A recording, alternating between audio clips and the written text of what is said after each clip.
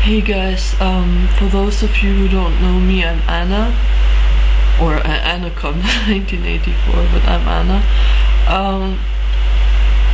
I've been talking to Ian right now, and I watched Caitlin's video response, Caitlin the Hill 88 I mean. It was interesting.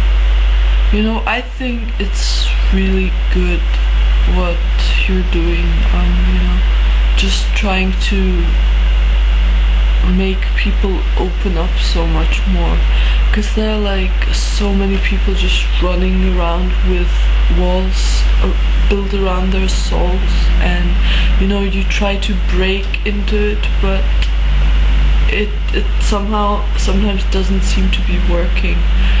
And I see that recently, you know, your videos have a great effect on people becoming so much more open, and it's a great thing. I want to talk about what, you know, makes me sad. I'm not really good at making friends. Maybe sometimes I'm too closed up, I don't know. When I go to the university, I just sit there through the lecture, and I'm just checking the time because my lecture is actually starting pretty soon.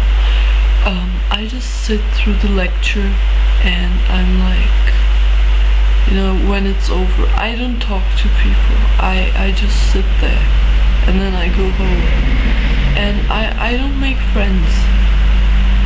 And you know,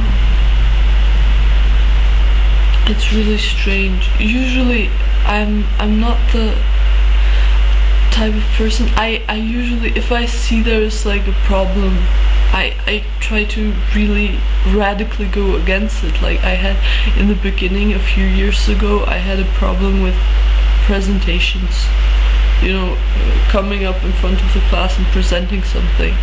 And what I did was I always just volunteered to be the first, you know, and especially when no one felt like presenting and stuff, I really you know, started after a while to actually enjoy it. Like I went up there and I spoke, and you know, maybe I was a little bit nervous before or afterwards, but at that time it was just so great to go up there. And you know, before that I was maybe afraid, but I think it's just important to radically do something against what you may be afraid of, or what you think you aren't capable of doing, you know. Yeah, so I just want to talk about something that happened to me a while ago. I was, you know, I told you I can't really make friends, so it's much more difficult for me if I actually, you know, lose friends, or if I just break something off. But I think, you know, if people misuse your trust, and if they just betray you, I think it's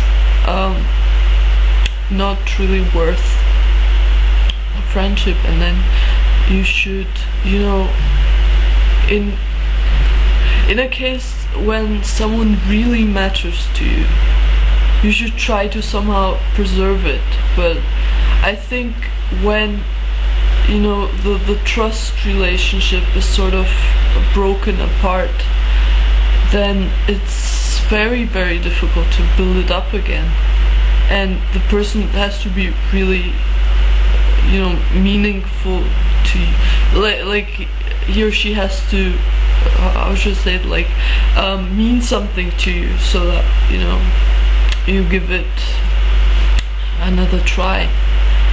So what happened was I had a few so-called friends. I wouldn't really call them friends, but we hung out a lot, you know.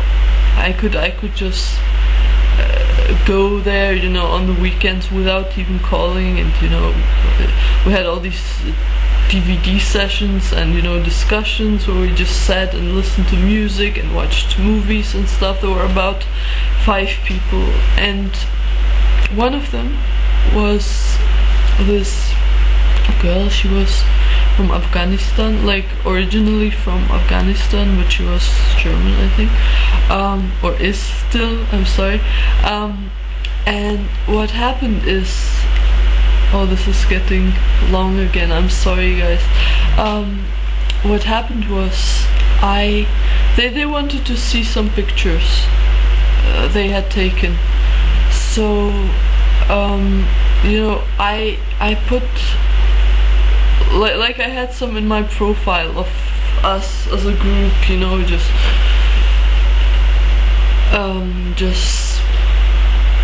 talking, like nothing, you know, really personal or anything like that. And then they wanted to see them. I told them, like the girl half a year ago, that I put pictures in my profile, and you know, it wasn't like I asked her permission or something, because, you know, I was in the pictures, I could have put them up if I wanted to. And what she did was, you know, she didn't say anything, but afterwards, like half a year later, she was like, could we please see the pictures? Like, she and her boyfriend. And I was like, okay, sure. And I gave them like a link to my profile, and because they couldn't access the pictures without having a password. So I, out of like my own, you know, how should I say, like by my own self, gave them the password.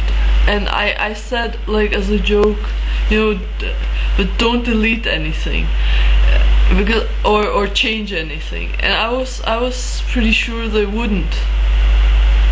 And I was going from, you know, the general giving away your password thing. I know it's partly my fault that I gave them the password, and you know, but on the other hand, if you really trust people, I think it's important to trust people. And maybe I'm very naive, you know, sometimes, but I trusted them, and they deleted every single picture. There were about 5 where